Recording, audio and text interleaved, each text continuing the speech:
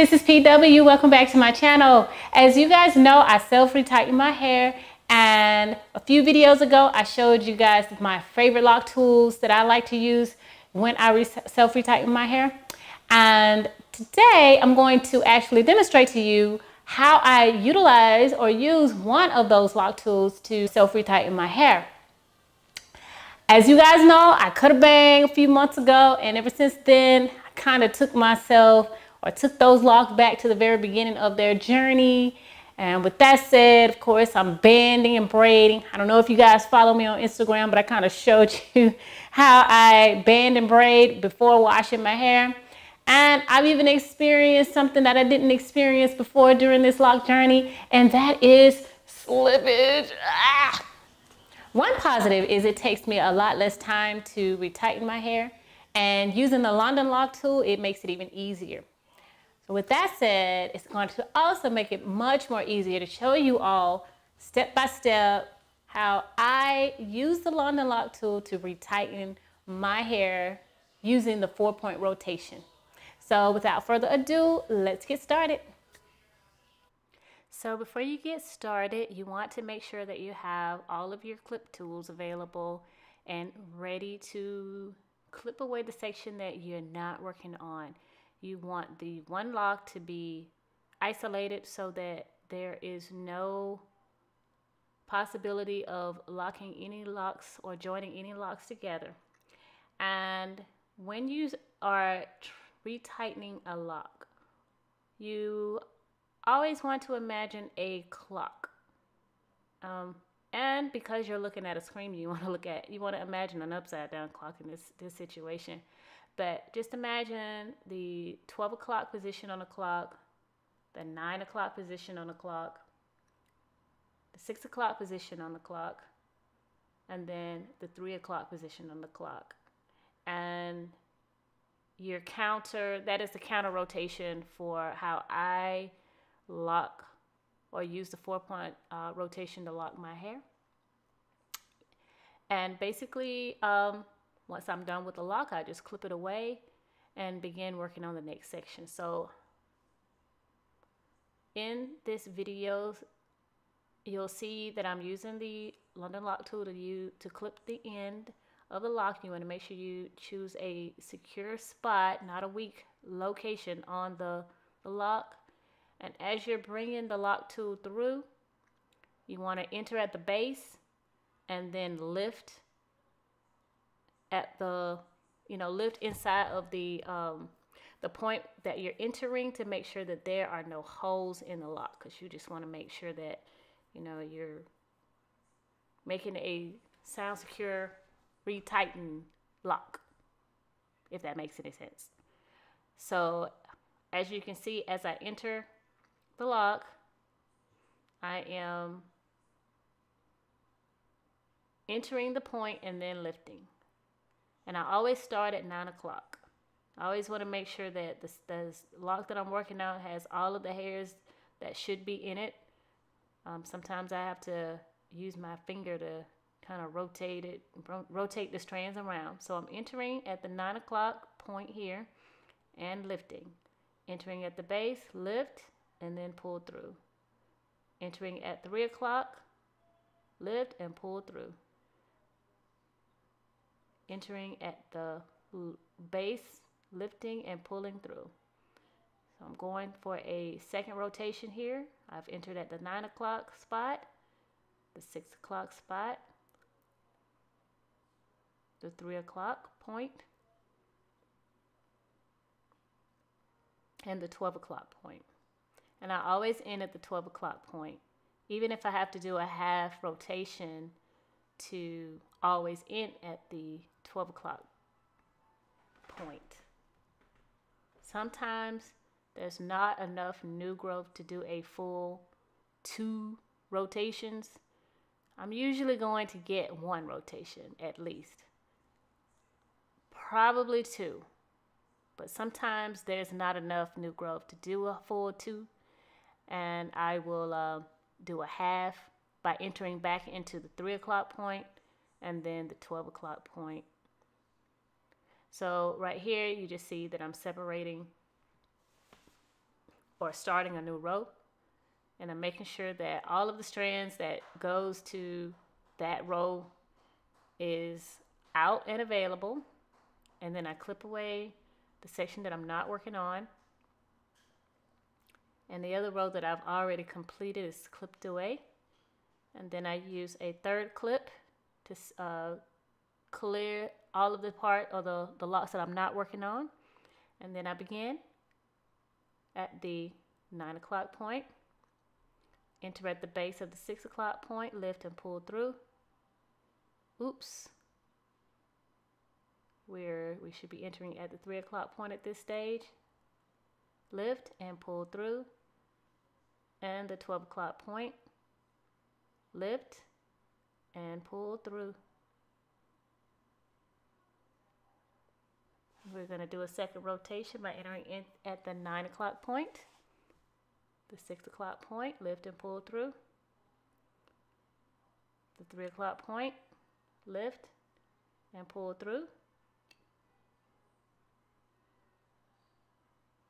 and the 12 o'clock point where we'll end and pull through. And when you're pulling this clip tool through and it seems a little tight, you can spin it just gently to get the lock tool to go through the lock. Then unclip.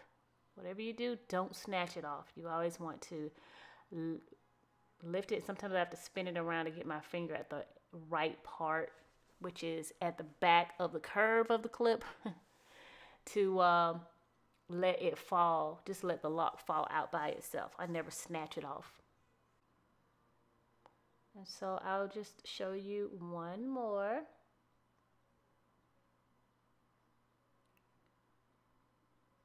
You always want to try to maintain the grid as much as possible, but since I self-retighten, that's really difficult since I can't really see.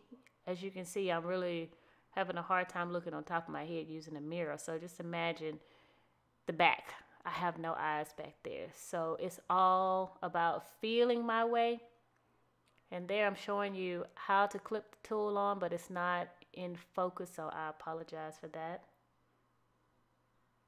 And as you can see, this is the amount of new growth I have to get started with this lock.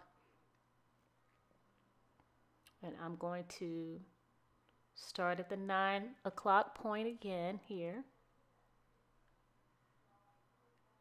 And when I'm using this clip tool on the ends, I'm being very gentle. I know it kind of doesn't look like it, but I am.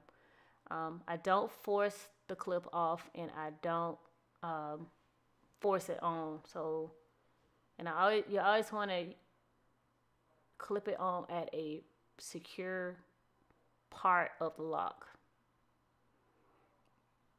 So on this particular one, when I do the half rotation, I'm showing you where I enter at the 3 o'clock point and then back at the 12 o'clock point. And actually, I really don't like doing that either, because I kind of want all of them to be as uniform as possible. But hey, it's kind of why I like the 3 o'clock point. I mean, doing the 3-point rotation opposed to the 4.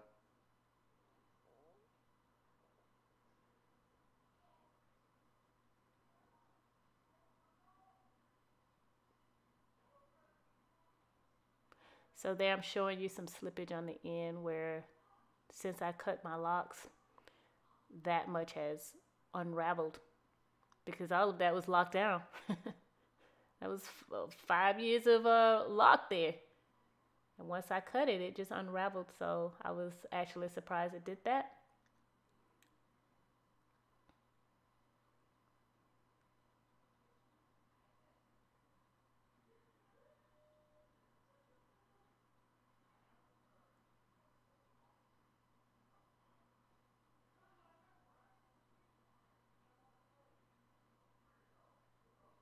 So again, I'm entering at the 3 o'clock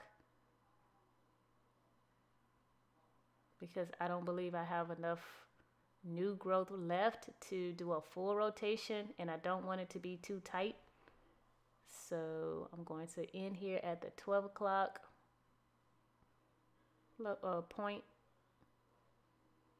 then clip it down and move on to the next.